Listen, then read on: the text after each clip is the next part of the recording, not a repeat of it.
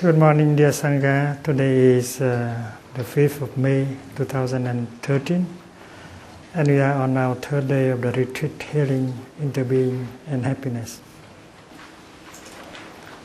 Mindfulness is a kind of energy that has the power to recognize and to heal. And every one of us can generate that energy with the practice of walking and breathing. The Chinese writing of mindfulness is like this. It is composed by the upper part, which means the present moment, and the lower part representing the mind.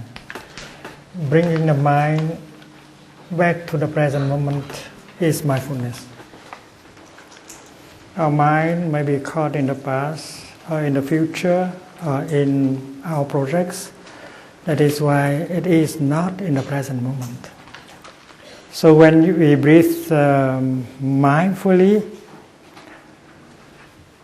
or we make a step mindfully, we bring our mind home to the present moment. And this energy has the power to recognize what is going on in the present moment. We breathe all day long, but we are not aware that we are breathing. With the practice of mindfulness, we generate the energy of mindfulness and recognize what is going on. And what is going on, first of all, is we are breathing in. So our in-breath is there, and our mindfulness is there. Mindfulness recognizing the going on of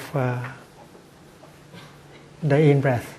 Suppose this is a lotus flower, and this is the sunshine. And the sunshine shine on the lotus flower. And the sunshine also embraces the lotus flower.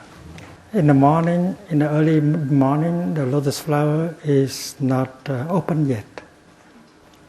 But when the sun comes up, it begins to send sunshine. And that sunshine not only shine on the lotus flower, but embrace the whole lotus flower. And modern science say that sunshine is made of very small particle called photon, quang tử.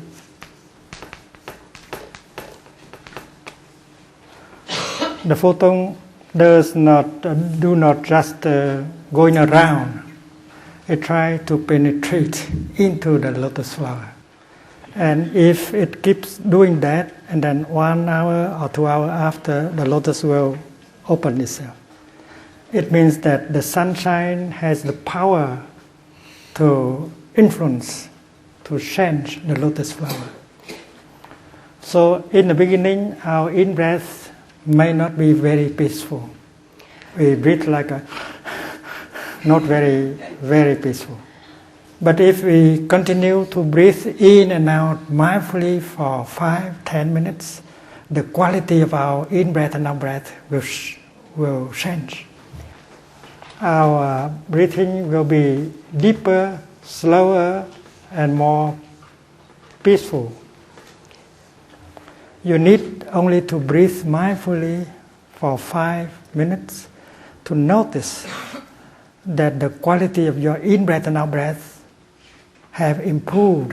It's more slowly, it's more peaceful, it is more harmonious.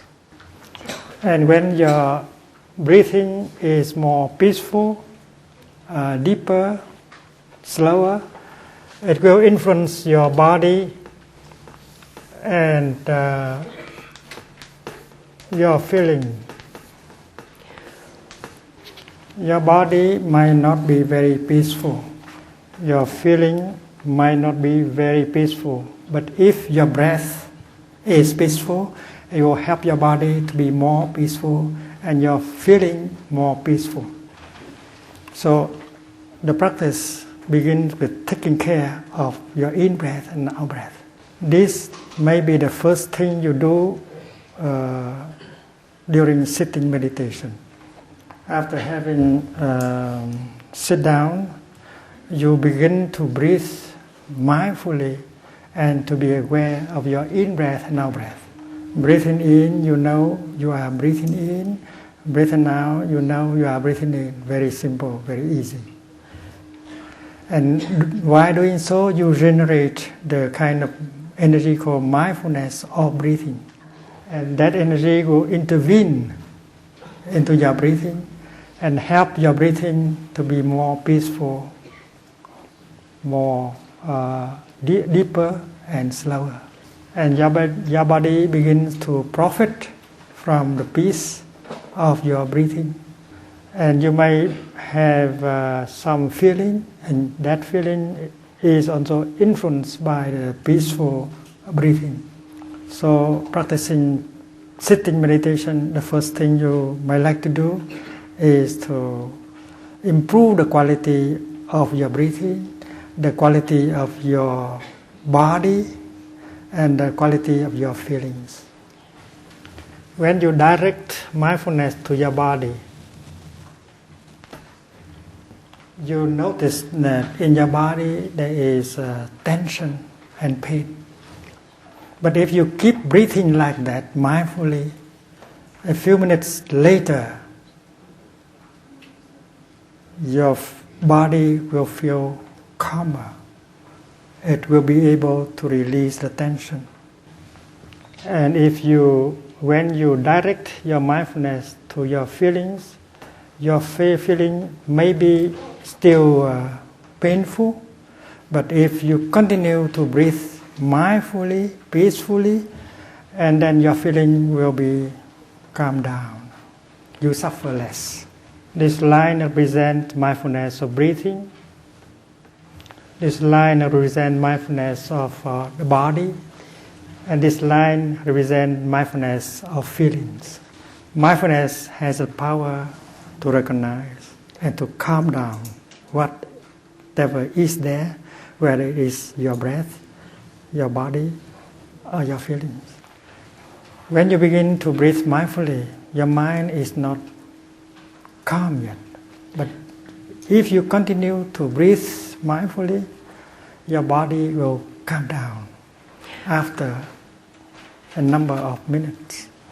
When you first begin to breathe and be aware of your anger is still very strong. But if you keep breathing mindfully, your anger will be calmed down slowly.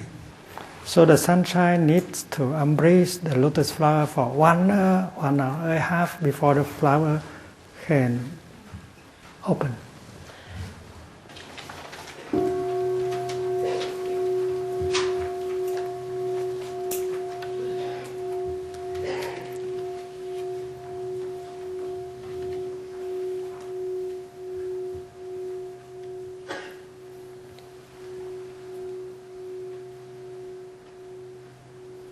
When you love someone, you want to make him or her happy.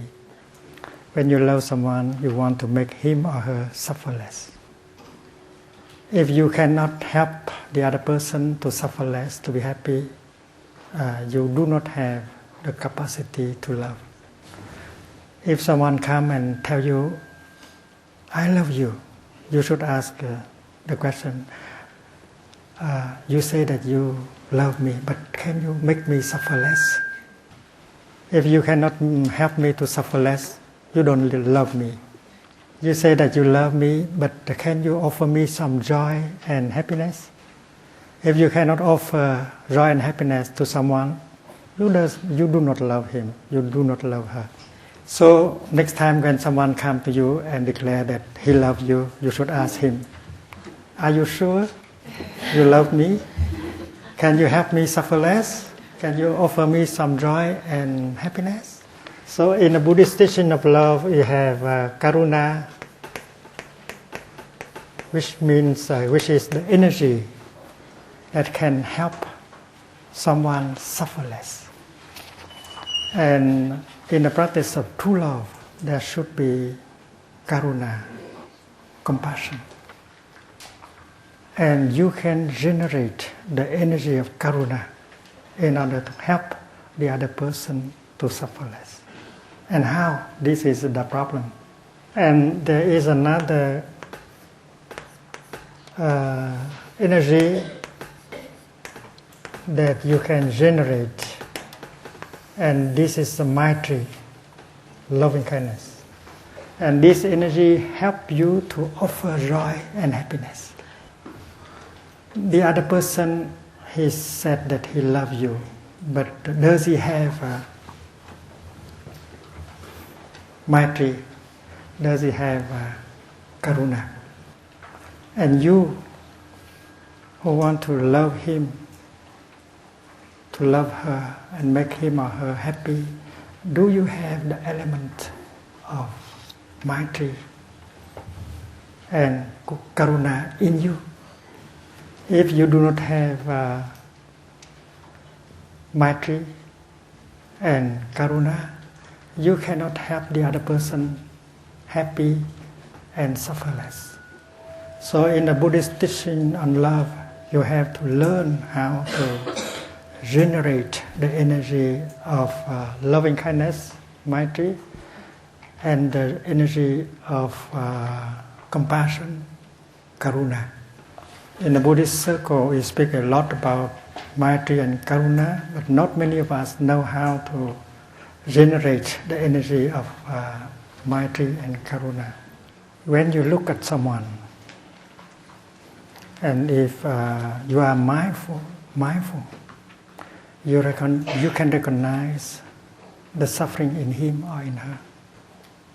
And if you know how to look deeply, you can see also why and how that person suffers so much. And suffering in him or in her become the object of your meditation.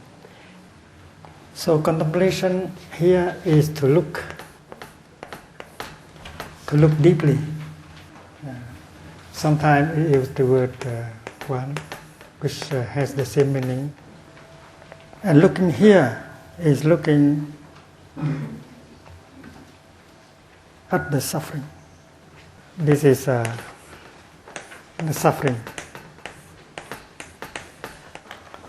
And when you are able to see the suffering in that person and understand why that person suffers less, that person suffers so much, you are in the position of generating the energy of compassion.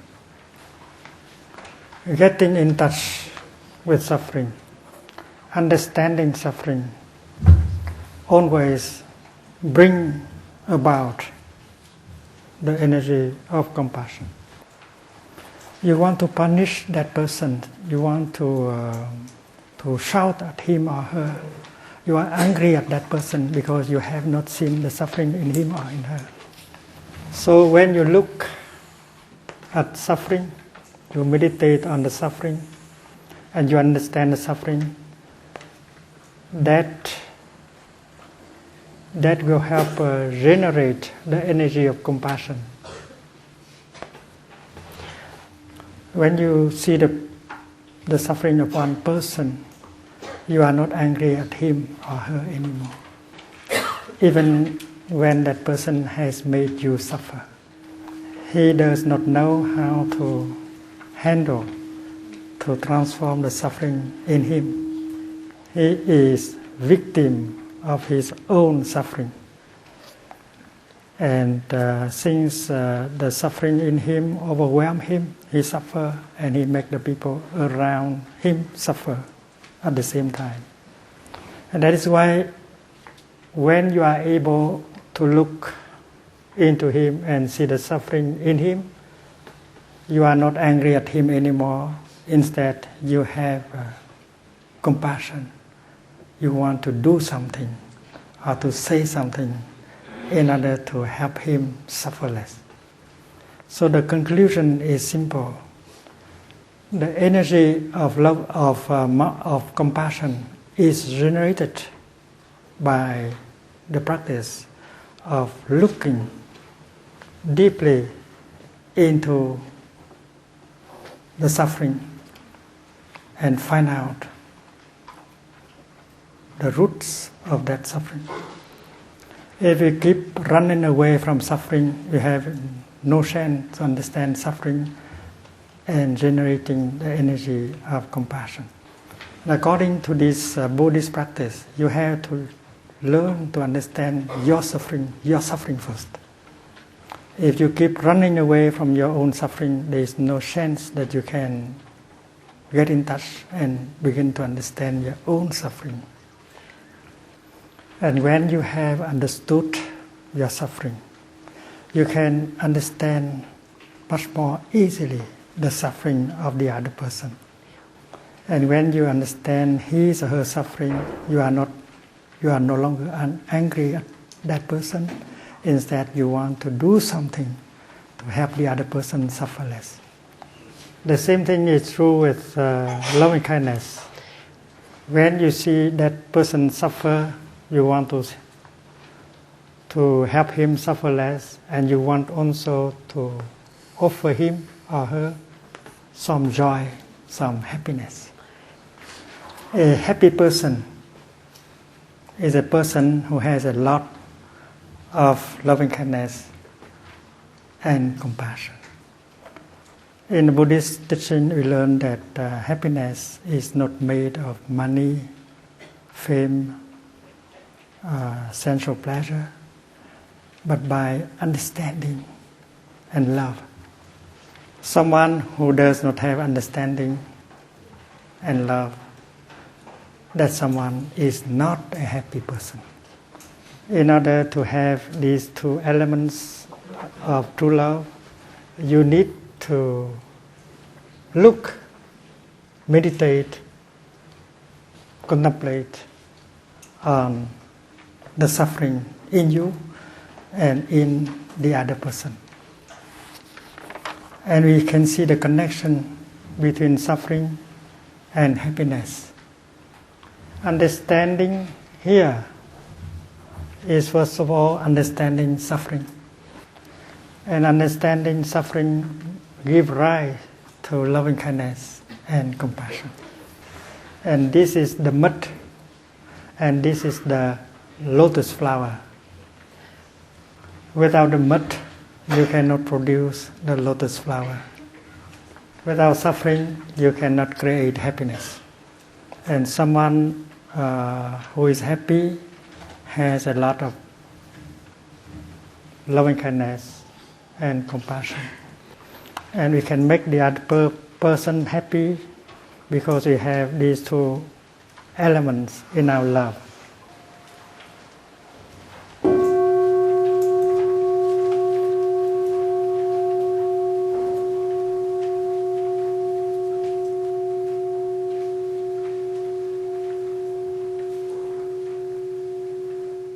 When you love someone, you would like to offer him or her something that can make him or her happy.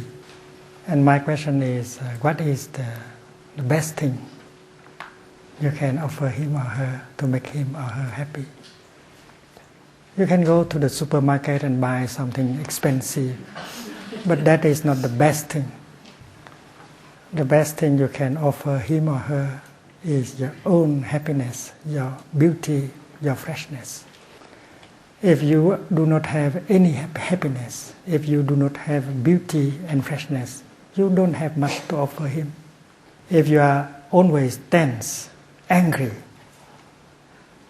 if you always suffer, you don't have much to offer.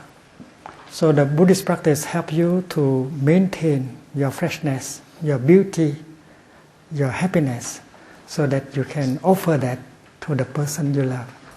To me, to love means to have the time to be there for the person you love. If you are so busy making money, and then you don't have the time for yourself, you don't have the time for your beloved ones, you cannot love. So in Buddhist In the Buddhist teaching, to love means to be there. And what you can offer to the person you love is your presence. How can you love if you are not there? You are so busy making money. You are caught in your project, you are caught in your anger, your fear. You are not free in order to be there for the person you love. So, in order to love, you need your freshness, your beauty, your freedom, your joy, your happiness.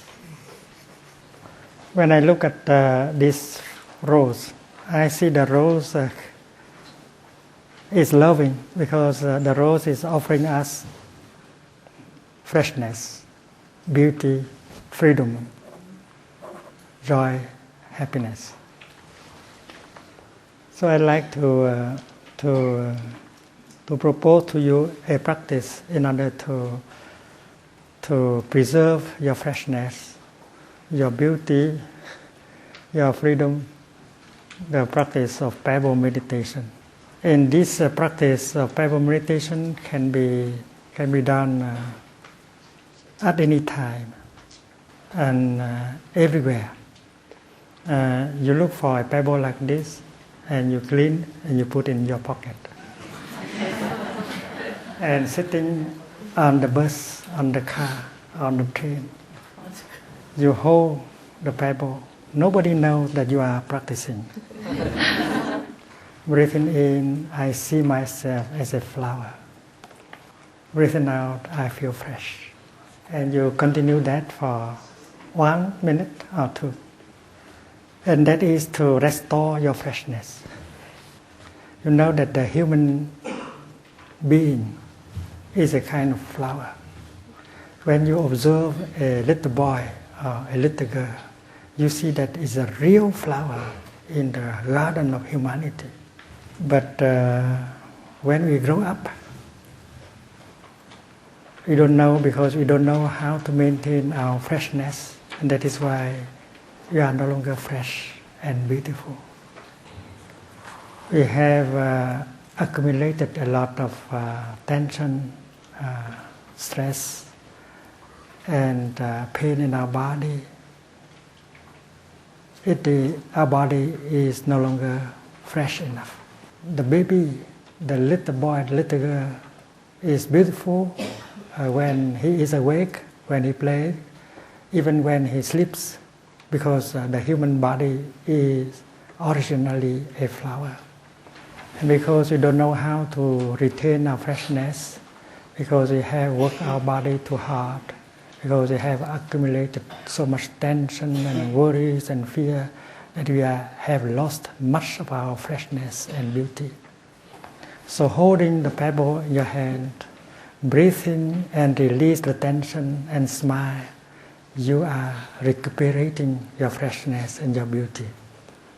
And that is the first thing you can offer to the person you love, your freshness and your beauty.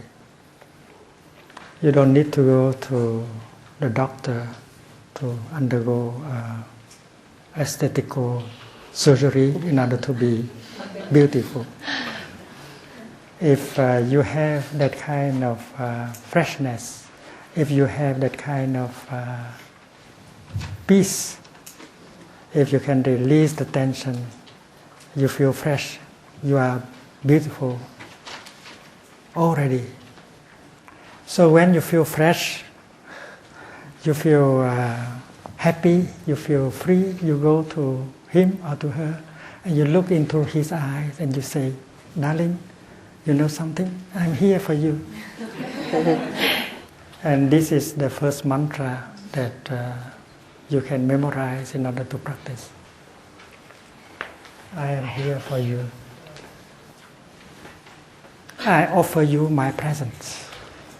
And my presence has a value because there is freshness, there is beauty in me.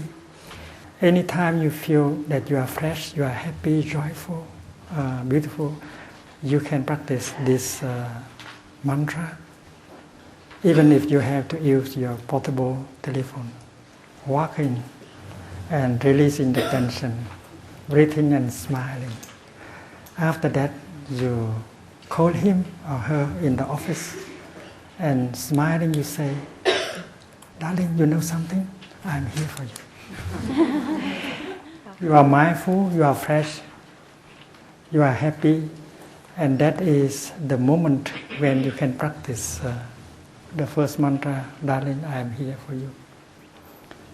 The pebble not only can help you restore your freshness and your beauty, it can also help you to restore your calm, your peace.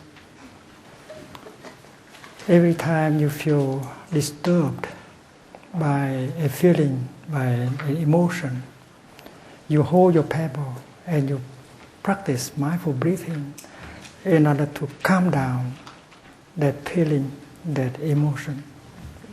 So the practice of breathing with the pebble is to help calm down the feeling, the emotion of anger, fear, and so on. This morning, the Paplin gave us the formula. Breathing in, I see myself as still water. Breathing out, I reflect things as they truly are. So you breathe in and out mindfully until your mind becomes calm like still water that will reflect things as they truly are and do not distort images. When you are angry, fearful, irritated, you do not have enough peace. So your presence is somehow poor. You don't have much to offer the person you love. So a true lover is someone who can offer freshness, beauty, peace, and freedom. Freedom here is not political freedom. Freedom here is freedom from worries, from fear, from jealousy, etc. So in order to be a true lover, you have to practice so that you can have more peace, more joy, more freedom, more beauty, and more freshness. And in order to offer joy and happiness to another person, you should have these things in you, and this can be done with Buddhist practice of meditation. And the second mantra that you can learn this morning is, darling, I know you are there,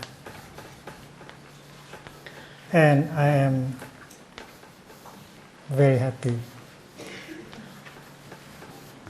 The first mantra is to be present and to offer your presence. The second mantra is to appreciate the presence of the other person. To love means to recognize the presence of the other person as something very precious to you. And you can practice this with your father, with your mother, with your partner, with your son, with your daughter.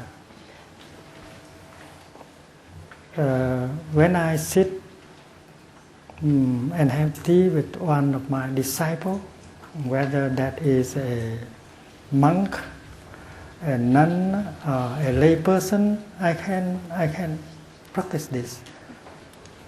Dear friend, I am happy that you are there. So the first mantra is to offer your presence. And the second mantra is to recognize the presence of the other person. When you sit with your father, you might look at him and say, Daddy, I know you are still there, alive, and I am so happy. And we can practice this with our mother, with our husband, with our wife, with our daughter, with our son. And when you are filled with love, with gratitude, you can telephone him or her and practice the second mantra. I guarantee that when you practice these two mantras, you are happy right away, and the other person is happy right away. And you don't have to practice this mantra in Sanskrit or in Tibetan. You just practice in Korean. In the Buddhist temple, they practice the Suragama Dharani every morning. And sometimes after 10 years, they have not seen the effect. But I guarantee that these two easy mantras, if you practice it, you have the effect right away.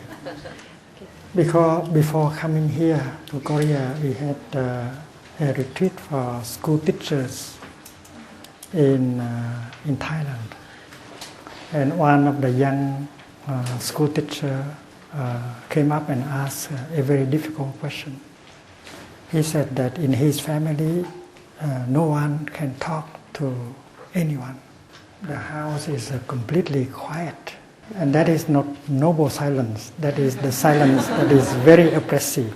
Father and mother cannot talk to each other anymore. And father cannot talk to son and daughter anymore. Just to say, hello, good morning is already very difficult. And he feels that although he knows that the mantras work, but he is not able to go home and pronounce the mantra to his father, mother. He just cannot do it. It had been many, many years like that already. Everyone suffers, but no one knows how to get out of that difficult situation.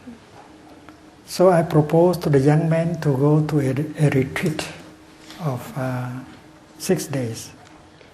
Because in a retreat, you have the time in order to learn how to release the tension from the body.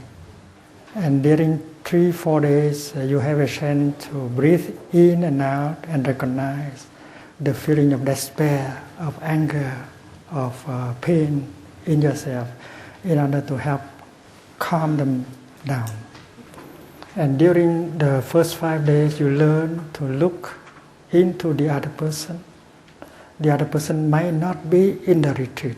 The other person might be at home now.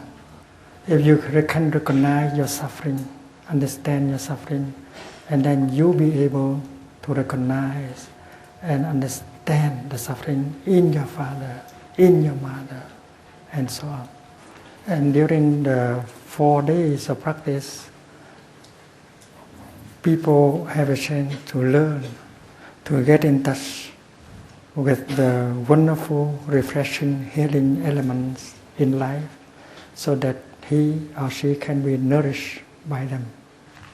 So during the 5 days of retreat, he may get a taste of releasing the tension, calming, getting some joy and happiness for nourishment, and getting some understanding of suffering in self and in the other person. And after the retreat, he can go home with some space, some freedom in him, so that he can begin to practice the first and the second mantra. When he comes home, he is another person, because he now is more relaxed, smiling. He can look at father, mother, sister with compassion, because he has learned to understand the suffering in each of them. And he is in a position to help restore communication. If you are a true Buddhist practitioner, you should know how to restore communication and to help reconcile with the other person. I know a lady, a Catholic lady who lives in America. She has several times wanted to kill herself because the situation for her is hopeless. She cannot talk to her husband anymore. Her husband is a university professor, full of anger, irritation, and hate. When he got angry, he can overthrow the table and the meal served on the table. Husband and wife have not talked to each other more than 5 years. And the two children went to university. They also suffer very deeply because of the suffering between their father and their mother. And the lady has had the idea to commit suicide several times. If she has not killed herself, because she has a friend who is a Buddhist practitioner. And that Buddhist lady has a cassette tape of a Dhamma talk given by myself about how to practice compassionate listening and loving speech in order to restore communication. The Buddhist lady has a few times already suggested that her friend could listen to the teaching and try to put it into practice in order to help reconcile with her husband. But the Catholic lady always refused, thinking that as a Christian she should not listen to the teaching of another religion. That night, the Catholic lady wanted really to kill herself. But before doing so, she called her friend and informed her that she will die tonight. And the Buddhist lady said, "Don't do it yet. Please come and hug me first before you die." So the Catholic lady came, and the Buddhist lady said, "You have told me several times that I am your best friend and only friend in the world. I wonder that is true or not, because the only thing I ask you to do is to listen to this talk by my teacher, and you don't do it. So maybe I am not really your friend." And the Catholic lady thought that, well, I am about to die. Just spend 1 hour listen to this tape, and please, my friend, that is something I can do. And that is why she accepted to listen to the talk before she go home and kill herself. And the Buddhist lady withdraw in order to allow her Catholic friend to be alone and listening to the tape. And in the teaching, you learn that if the situation has become like that, each part has played a certain role. You cannot blame on the other person for the entire situation. You are victims. You are a victim of your own perceptions, wrong perceptions. You believe that all the suffering has been created by the other person.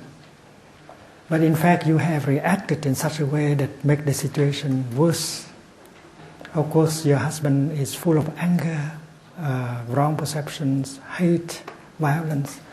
But you have also reacted with violence and anger.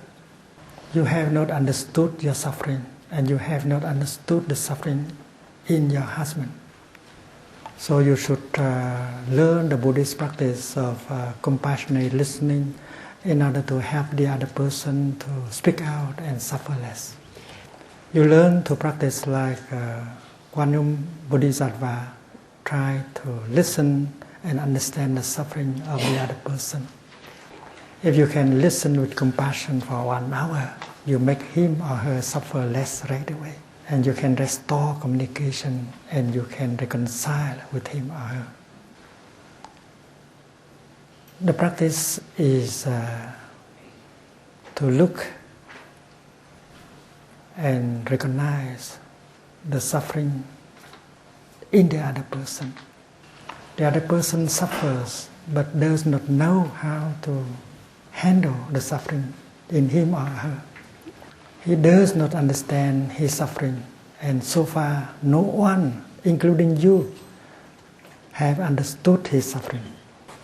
So you should go to him and say, "My husband, darling, I know you have suffered so much in the past many years. I was not able to help you to suffer less. I have not learned the true way of loving. I could not help you to suffer less, and I even made the situation worse by reacting with violence and anger. Dear friend, it's not my intention to make you suffer.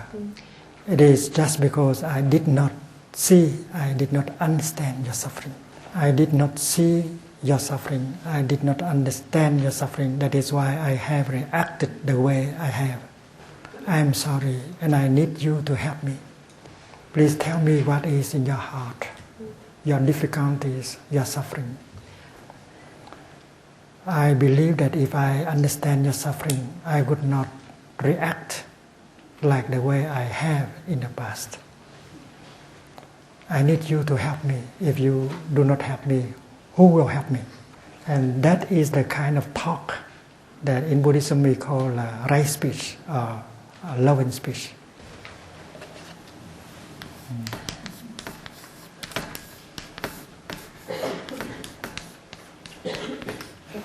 And when you use that kind of language, loving speech, the other person will open the door of his heart and tell you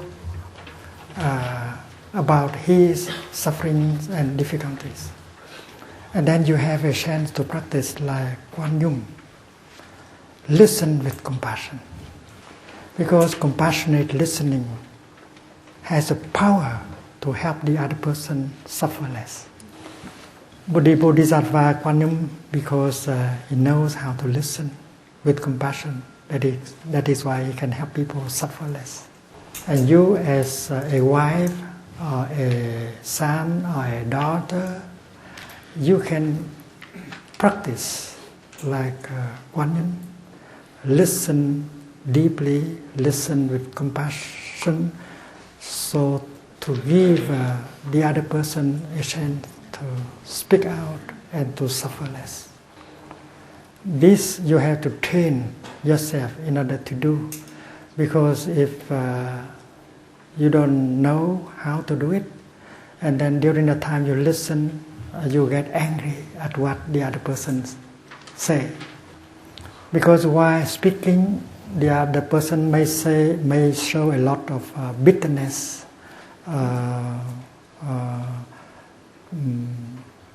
sourness, bitterness, accusation, blames, wrong perceptions. He may say wrong things with a lot of anger, and that will touch off the irritation, the anger in you, and you lose your capacity of listening. That is why while listening you have to practice what we call mindfulness of compassion. You remind yourself of one thing. I am listening to him with only one purpose, to help him to suffer less. So even if he speaks, if he say wrong things, I will not interrupt him and correct him. I know if I interrupt him and correct him, I will transform this session of deep listening into a debate, and that will ruin everything. He may get a lot of wrong information. He may have a lot of misunderstanding, but I'm not going to interrupt him now. Now is only the time to listen.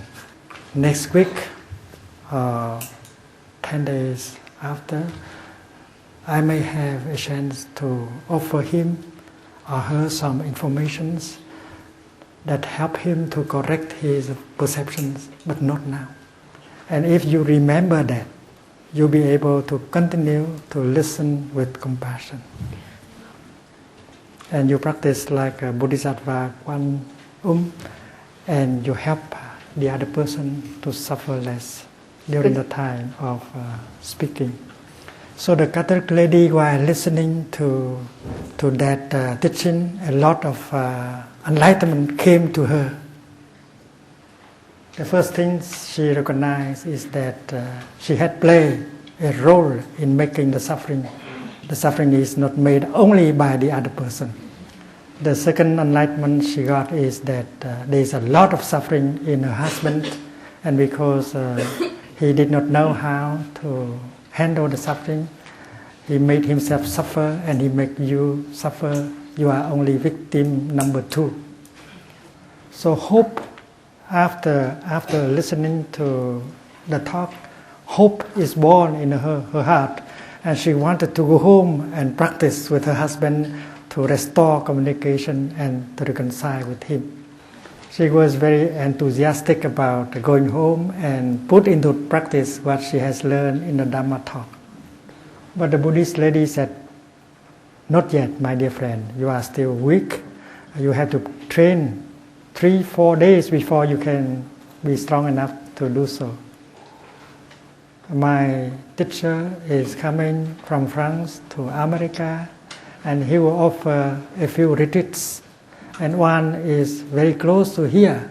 So I like to invite you to join me in this retreat, and I'm sure that at the end of the retreat you may go home and practice." The Catholic lady got a lot of transformation and healing during the time of the retreat, and the night when she went home, she began to put into the practice what she has learned. She had learned about compassionate listening and loving speech.